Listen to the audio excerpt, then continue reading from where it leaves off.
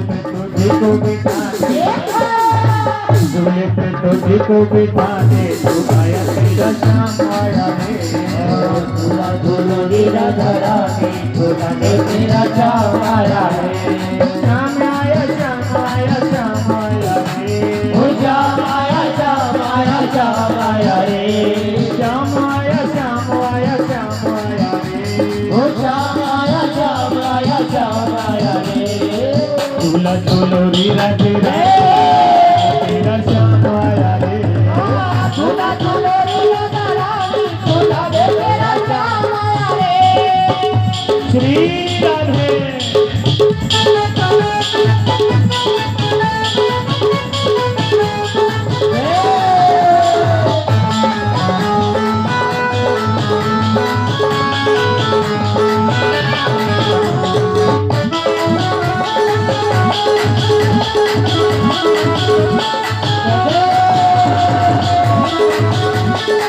हरि बोल।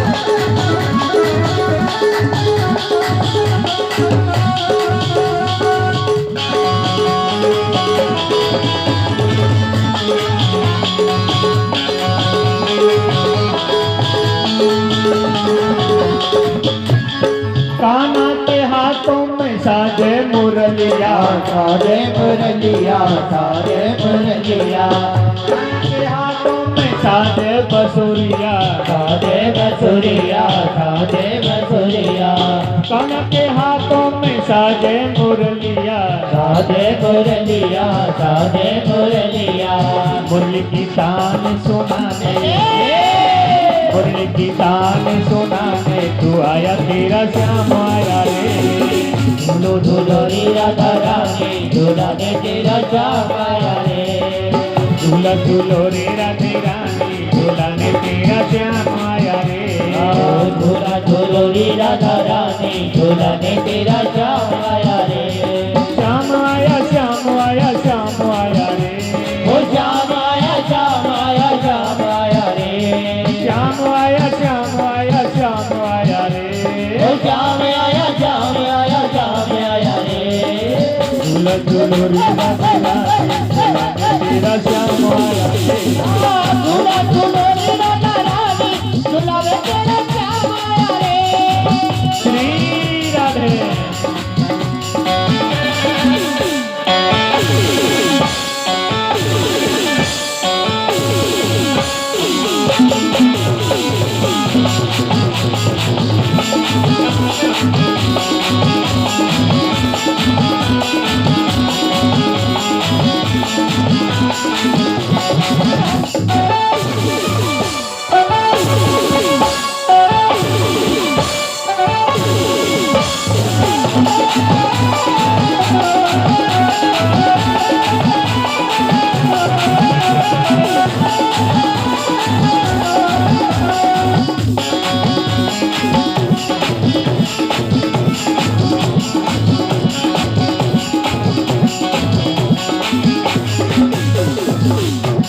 सबको बोलना है बड़े प्रेम से, मीठी मीठी ताली बजाते हुए। मेरो राधा रमन गिरधारी, मेरो राधा रमन गिरधारी, गिरधारी श्याम बनवारी। मेरो राधा रमन गिरधारी, गिरधारी श्याम बनवारी। मेरो राधा रमन बनवारी, बनवारी श्याम गिरधारी। ओ मेरो राधा रमन गिरधारी, गिरधारी श्याम बनवारी।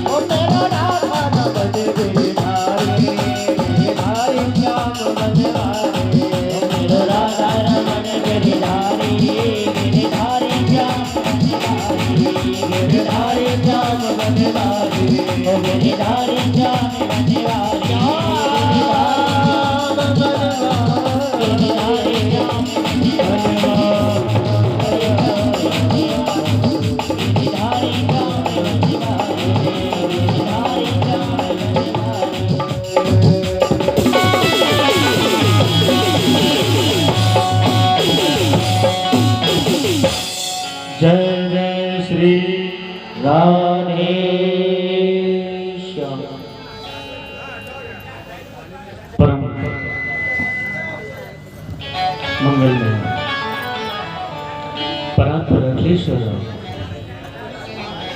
अकारण करुणा वरदान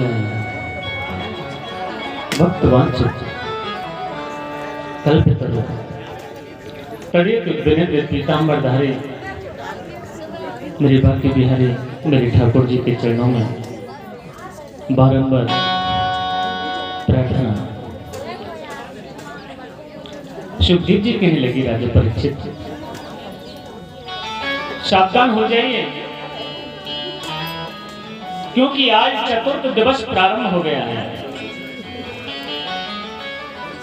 और आपके पास में 7 दिन का समय है। तो वही तक्षक जीवित होकर के चला आएगा और आपको डस लेगा, आपके अकाल मृत्यु हो जाएगी।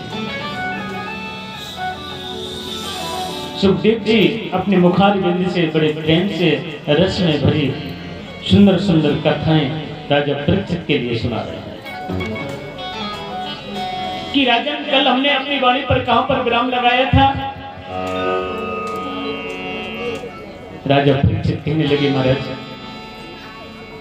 जब वामन भगवान का रूप देख करके मैं गदगद हो गया। बड़ी सुंदर झांकी, भागवत में पहली झांकी प्रारंभ हो जाती है वामन भगवान से। जब वामन भगवान का अवतार हुआ और जैसे ही राजा परीक्षित ने अपने नेत्र बंद करके उस झांकी के दर्शन किए महाराज, मन प्रफुल्लित हो गया, गदगद हो गया। और जैसे जब राजा बलि यज्ञ कर रहे थे, यज्ञ चल रहा है महाराज, शुक्राचार्य जी यज्ञ करा रहे हैं और जैसे देखा मेरी यज्ञशाला में ब्राह्मण देव का आगमन हो गया है, बड़े प्रसन्न हो गए। जो मेरे गोविंद मेरे विष्णु ब्राह्मण का रूप धारण करके आए हैं।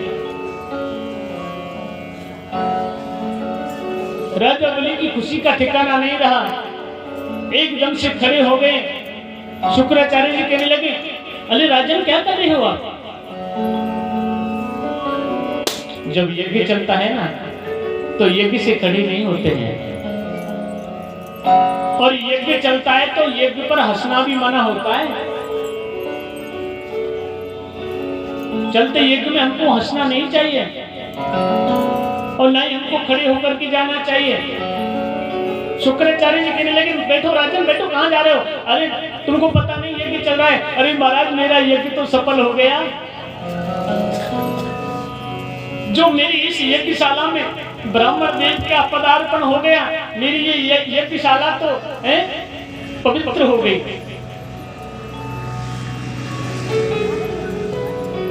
महाराज तुरंत दौड़ करके गए और ब्राह्मण देव के सामने जाकर के हाथ जोड़कर कहने लगे, ब्राह्मण देव मैं आपको क्या दे दूं?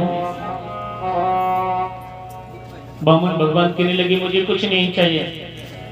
नहीं करो, ऐसा तो हो ही नहीं सकता। और आपको पता नहीं है ब्राह्मण देव, मेरे घर से मेरे महलों से कोई भी खाली हाथ नहीं गया है अभी तक, तो आप मेरे यज्ञशाला से खाली हाथ कैसे जा सकते हो? मैं आपसे हाथ जोड़कर विनती करता हूं, आपको जो चाहिए मैं आपको देने के लिए तैयार हूं। आप थोड़ा अपना मुंह खोलिए। नीचे को गर्दन करके ब्राह्मण देव कहने लगे, मुझे कुछ नहीं चाहिए। बोल दिया ना। ब्राह्मण देव आप ऐसी बात क्यों कर रहे हो? क्या आप छोटी मोटी भिक्षा नहीं लेते हैं? मैं आपके लिए महल बनवा दूं? नहीं, मुझे महल नहीं चाहिए। मेरे लिए महल बनवा दोगे फिर कहोगे मैं आपकी शादी करवा दूं? मुझे महल की आवश्यकता नहीं है, मुझे शादी की आवश्यकता नहीं है। ठीक है ब्राह्मण देव, आप नहीं ले रहे हो, पर लेकिन मैं आपको खाली हाथ घर से नहीं जाने दूंगा। आपको कुछ ना कुछ तो लेना ही पड़ेगा। शुक्राचार्य जी देख रहे थे बहुत देर हो गई, ये ब्राह्मण कैसे हट लगा के बैठा है, कुछ मांगता ही नहीं है, ये कैसा ब्राह्मण है। आज के ब्राह्मण को कोई इतनी छूट दे दे तो महाराज हाँ आनंद है जाएगा। अब तो जैसे ही शुक्राचार्य जी पास में पहुंच गए, बातों को सुन रहे हैं, ब्राह्मण देव मैं आपसे विनती करता हूं, आप जो चाहो मैं देने के लिए तैयार हूं, ऐसे नहीं चाहिए मुझे, पहले आपको संकल्प करना पड़ेगा। और संकल्प कैसे करना पड़ेगा कि मुझे मेरे पैरों से 3 पग पृथ्वी का दान चाहिए, मेरे पैरों से। राजा बलि मुस्कुरा करके कहने लगे, हे ब्राह्मण देव, हे बामन, तो पे मांगना भी नहीं आया।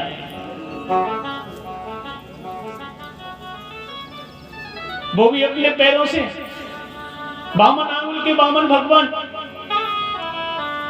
उनके पैरों से कितनी सी भूमि, कि नहीं मुझे तो बस मेरे पैरों से 3 पग पृथ्वी का दान चाहिए, पर लेकिन पहले संकल्प करना पड़ेगा। शुक्राचार्य जी समझ गए, ये बार बार ये ब्राह्मण संकल्प की बात क्यों करता है। शुक्राचार्य जी ने राजा बलि को बुलाया, राजन इधर है, कान में कहने लगे, तुमको पता नहीं है ये विष्णु है, ये तुम्हें छलने के लिए आया है। अरे गुरुजी बस रहने दो, चुप रहो, बड़ी मुश्किल से तो मैंने मनाया है, तुम कहते हो छलने के लिए आया है। मैंने उनके लिए महल बनवा दूं, शादी करवा दूं, ये दे दूं, वो दे दूं, उन्होंने कुछ मांगा नहीं, मेरे बार बार आग्रह करने पर उन्होंने मुंह खोला है कि राजन समझ जाइए, मैं आपको सत्य कह रहा हूं। नहीं गुरुजी थोड़ी देर रुको तो सही। उसी समय महाराज राजा बलि गंगा सागर में जल लेकर के आए संकल्प करने के लिए।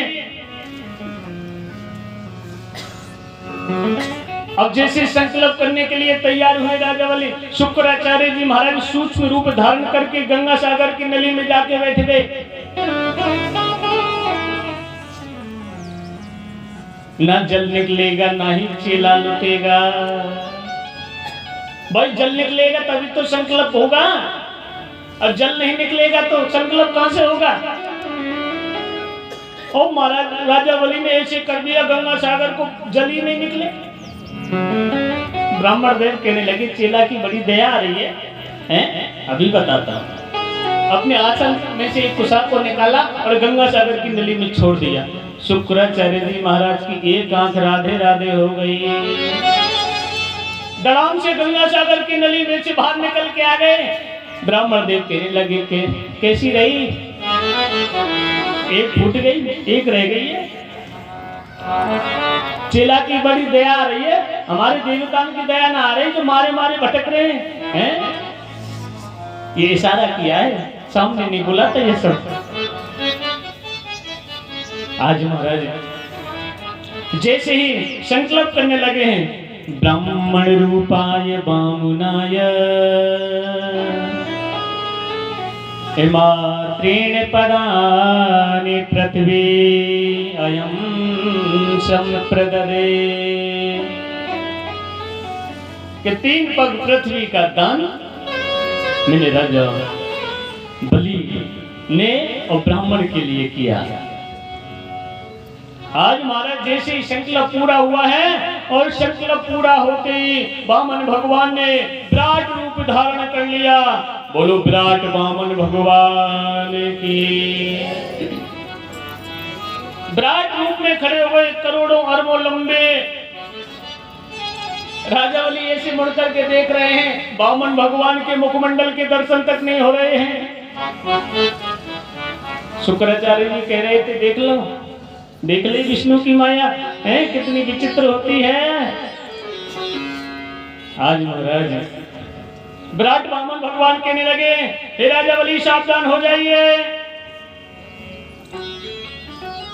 पहले पैर में पृथ्वी लोक को नाप लिया है, दूसरे पैर को ब्रह्मलोक में पहुंचा दिया। उसी क्षण ब्रह्मा बाबा ने कमंडल में और वामन भगवान के पैर को धो लिया है। उसी दिन से गंगा माता प्रकट हो गई। बोलो गंगा महारानी की जय हो। गंगा माता प्रकट हो गई है। आज राजा बलि के पास में तृप्ति लोक को ब्रह्म लोक को नाप लिया। 2 ही पैरों में तीसरा पैर कहाँ रखे? वामन भगवान कहने लगे, राजन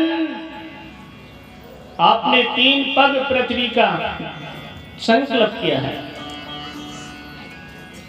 अगर आपने 3 पग पृथ्वी का संकल्प नहीं किया तो आपको नरक की यातना सहन करनी पड़ सकती है। राजा बलि हाथ जोड़कर कहने लगे, वामन भगवान मैं आपसे एक प्रश्न करना चाहता हूं कि बोलिए कि धन बड़ा होता है कि धन का मालिक बड़ा होता है? धन का मालिक बड़ा होता है कि धन बड़ा होता है? आज महाराज देखिए मेरे वामन भगवान कहने लगे कि धन का मालिक बड़ा होता है। कि महाराज आपने अभी मेरे धन को नापा है, धन का मालिक तो मैं हूं, देर क्यों करते हो? तीसरा पैर मेरे सिर पर रख दीजिए। वामन भगवान कहने लगे, हे राजा बलि आया था मैं तुझे छलने के लिए, पर तूने तो मुझे ही छल लिया। जिसके सिर पर मेरे गोविंद का हाथ रख जाए, पैर रख जाए हैं, उसकी तो जीवन की गति ही बदल जाती है। आज वामन भगवान ने तीसरा पैर राजा बलि के सिर पर रख दिया। उसी समय राजा बलि की पत्नी रत्नमाला दौड़ करके आई और लोटे में जल लेकर के और प्रभु के चरणों में जल अर्पण कर दिया है। ऐसा सौभाग्य जो मेरे पति के ऊपर गोविंद की साक्षात कृपा हो गई है, ऐसा शुभ अवसर मेरे लिए दोबारा प्राप्त नहीं होने वाला है। उसी क्षण महाराज कहा, मेरे वामन भगवान कहने लगे, राजा बलि आपने संकल्प को पूरा कर दिया, मैं बड़ा प्रसन्न हो गया हूं। बोलिए आप क्या मांगना चाहते हो? प्रभु मुझे कुछ नहीं चाहिए। कि नहीं, मैंने मेरी त्रिलोकी को वापस ले लिया, पर लेकिन आज से मैं तुम्हें सुतल लोक का राजा बना देता हूं। आप सुतल लोक में जाइए, आज से वो सुतल लोक आपका है। और मेरी तरफ से आप क्या मांगना चाहते हैं? प्रभु मुझे कुछ नहीं चाहिए। नहीं, आपको मांगना पड़ेगा। अगर देना है ना, वैसे मेरी इच्छा तो नहीं है, अगर देना है ना तो मुझे बस एक ही वचन दे दो कि जब मैं सुतल लोक के महलों में रहूं और जब भी मैं मेरे घर से बाहर निकलूं तो मैं तुम्हारे दर्शन पाऊं, और जैसे अपने घर में प्रवेश करूं तो दरवाजे पर तुम्हारे मैं दर्शन करना चाहता हूं। वामन भगवान कहने लगे, इसका मतलब हम तुम्हारे चपरासी हो गए, द्वारपाल हो गए? प्रभु मैंने ऐसा कब कहा है? मैं तो तुम्हारे दर्शन करना चाहता हूं। आज महाराज देखिए सुतल लोक के द्वारों पर द्वारपाल बने खड़े हैं मेरे वामन भगवान। भक्त के पीछे क्या क्या नहीं करते हैं। आज एक भक्त के पीछे द्वारपाल बने खड़े हैं सुतल लोक में। 6 महीने का समय निकल गया। लक्ष्मी जी कहने लगी, त्रिलोकी को तो कहां लेने के लिए गए, अभी तक वापस लौट के नहीं आए हैं। लक्ष्मी जी सोच रही है कैसे लाया जाए अपने पति को। उसी क्षण महाराज लक्ष्मी जी हाथ में रक्षा सूत्र लेकर के, राखी लेकर के और सुतल लोक पहुंच गई हैं। सुतल लोक पहुंच गई महाराज, और जैसी आवाज लगाई कि भैया, आवाज लगा रही है लक्ष्मी जी राजा बलि के लिए, भैया और मैं बड़ी दूर से आई और कहना बड़ी दूर से आई और छोटे भैया तेरे द्वार बहना बड़े दूर से आई छोटे भैया तेरे द्वार बहना बड़े दूर से आए ओ छोटे भैया तेरे द्वार बहना बड़ी दूर से आई और मैं बड़ी दूर से आई कहना बड़ी दूर से आई मैं बड़ी दूर से आई बहना बड़ी दूर से आई ओ छोटे भैया छोटे भैया तेरे द्वार बहना बड़ी दूर से आए छोटे भैया तेरे द्वार बहना बड़ी दूर से आए